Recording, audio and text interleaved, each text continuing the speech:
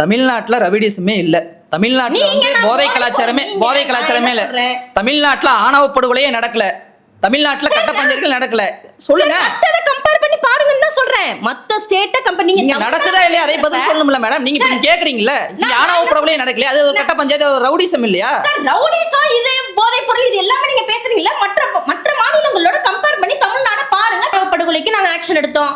அதே அண்ணா பல்கலைக்கழகத்தில் நடந்த பாலியல் வன்கொடுமைக்கு நாங்க உடனே ஆக்ஷன் எடுத்தோம். அது எப்படி ஆக்ஷன் எடுத்தோம்? வித்தவுட் எனி ரெமிஷன் அடிப்படையில் நாங்க ஆக்ஷன் எடுத்தோம். அதே ரெமிஷன் அடிப்படையில் நீங்க வந்து பாலியல் வன்கொடுமைக்கு உள்ளாக்கிய ஆள ஒரு அக்யூஸ்ட நீங்க வெளியில விட்டீங்க. எப்படி வெளியில விட்டீங்க?